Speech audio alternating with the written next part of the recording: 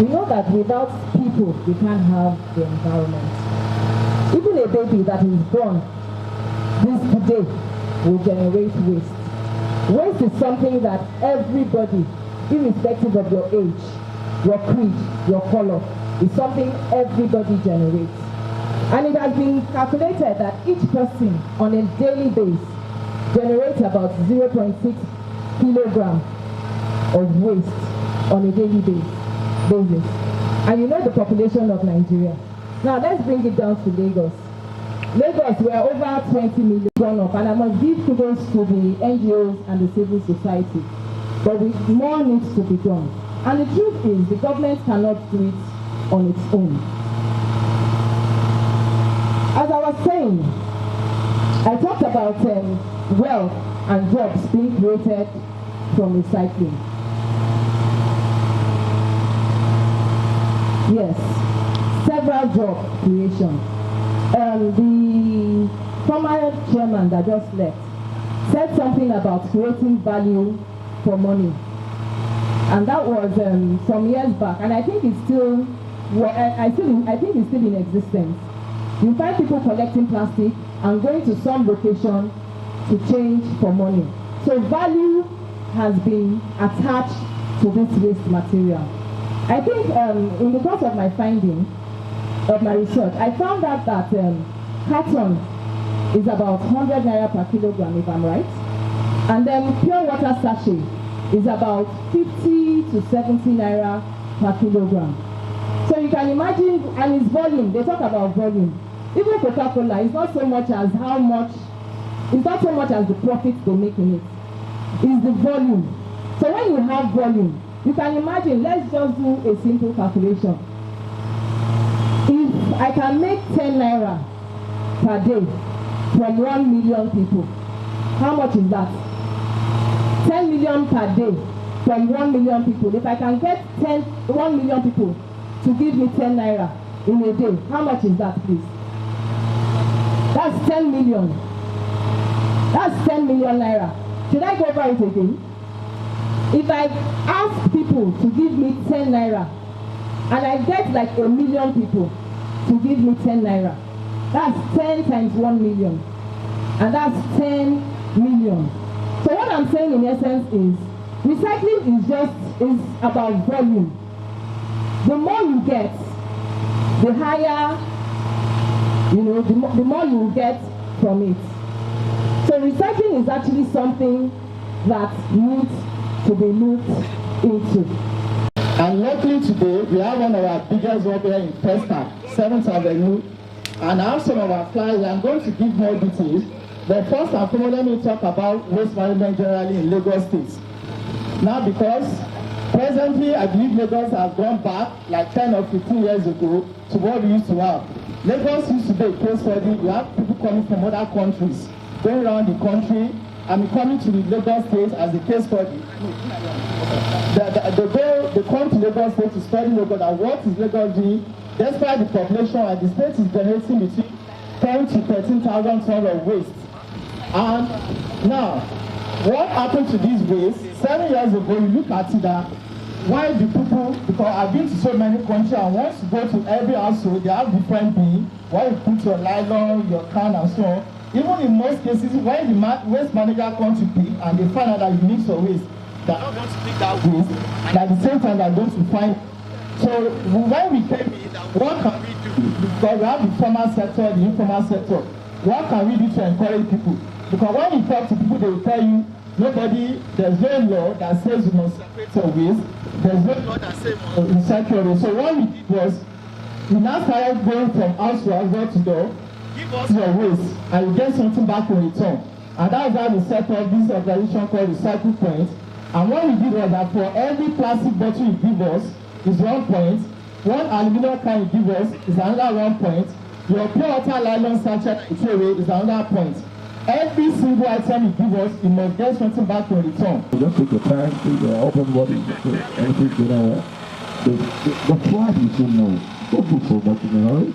You should put off. So, in some few seconds, some download, I would like to say, let it go around. Thank you very much. So that marks the second anniversary of the Exotic Gringo Foundation. So it implies that a new beginning for the foundation, and fortunately the national coordinator has enlightened us on the program to look forward to. Ms. Taiwo Adewale, Executive Director of Recycle Point Nigeria. Recycle Point Nigeria is a social enterprise whereby we turn people's waste to wealth. We go from door to door to collect recyclables items, and by doing this, we are keeping the environment clean, we are creating employment opportunity, we are creating raw materials for industries, and we are saving our environment. So with this, now we are able to create employment opportunity. We have employed a lot of youth, most especially youth and women, and aside that, a lot of industry today, we provide them with raw materials, alternative sources of fuel at the same time, and the most important thing is that we have saved our drainages, we have saved our environment from waste, and now we are turning waste to wealth.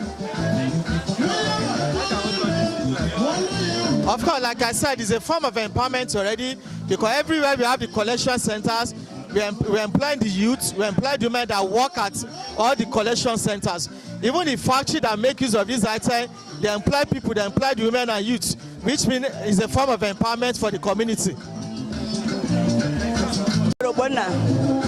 The National Coordinator of Exotic Gringo Foundation.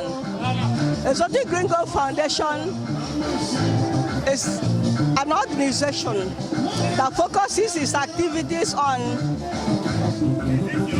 economic empowerment, skill acquisition, and litter reduction. Then, we are 2 years old today.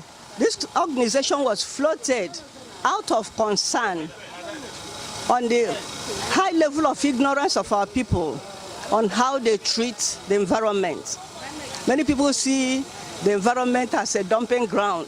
Many people feel they don't have any relationship with the environment, and the environment is treated unfriendly, and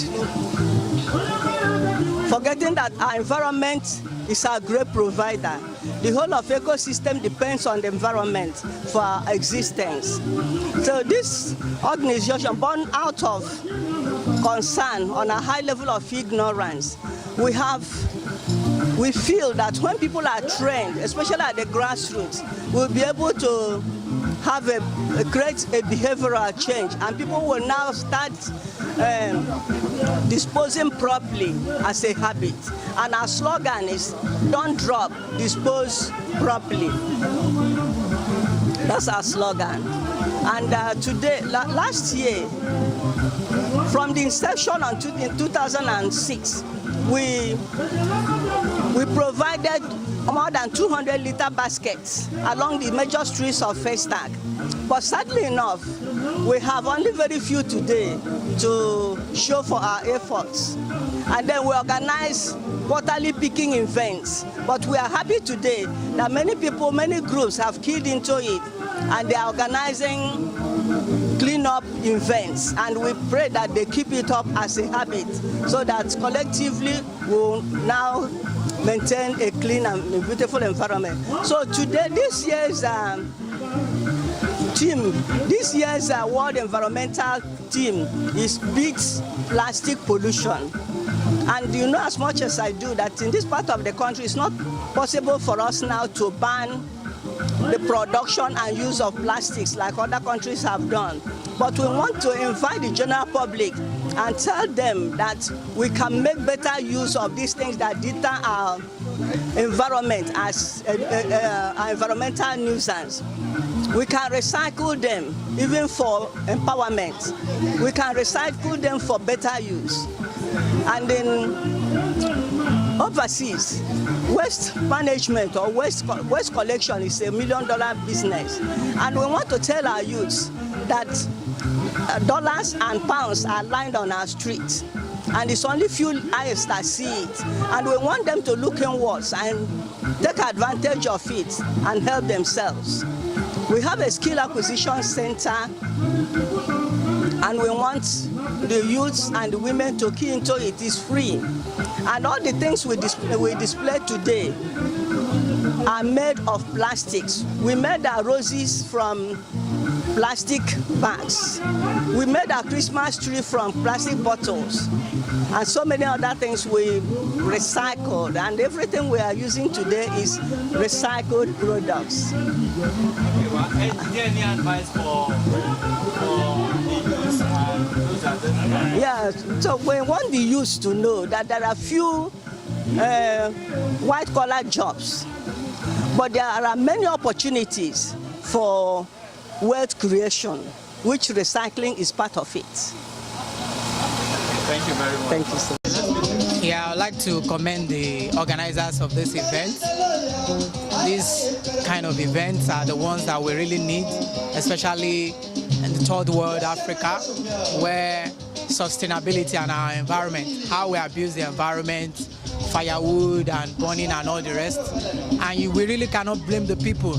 You know, if over 80 million people live below poverty line, so they have to strive to survive.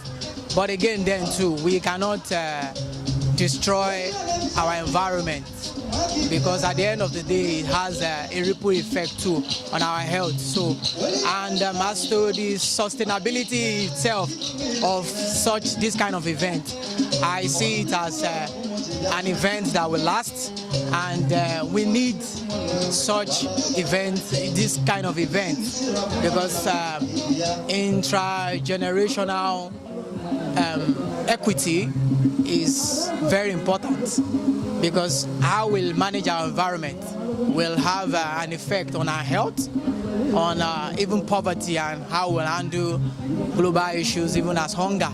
So I see that as a welcome development, and also as looking at the intergenerational criterion too. I want us to be mindful of the fact that we should leave the world better than we met it. So I want to commend the organizers of this event and everyone, private sector and public sector, that's made this event a success. And I believe that we need such kind of event. We need to keep awakening. We need to keep reminding the people that the environment is our concern. It is when we have a healthy environment that we have a healthy people. It is when we have a healthy environment that we have a wealthy people. And that's commendable, and I appreciate it. I hope to see things like this in the future. And it's interesting to know that not only researchers or people with love for the environment are involved in this. Every man of the street believes now that how he keeps his actions have an effect on what becomes the outcome of the environment, and that's commendable. And I believe that we should continue to have an institutional approach to it.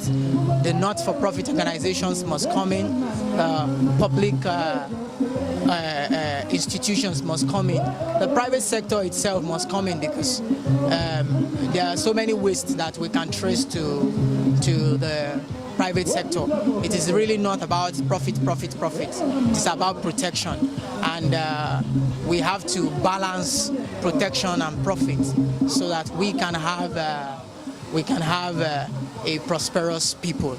And again, too, I want to bring to the fore of our people that we should look at the utility, the advantages, the benefit of subscribing to sustainable ideals and doctrines, because at the end of the day, we should, like one of the presenters has said, a Jesus switch. We should look at waste not as waste, but as potentials of recyclables, and people can make wealth from waste. So waste to wealth, yeah, that's good. Very, very, very interesting topic, and I believe that it can even help us in job creation, among other things. Thank you very much. Okay, thank you. Your name again? My name is Shomi Rex. Okay, thank you. Yeah.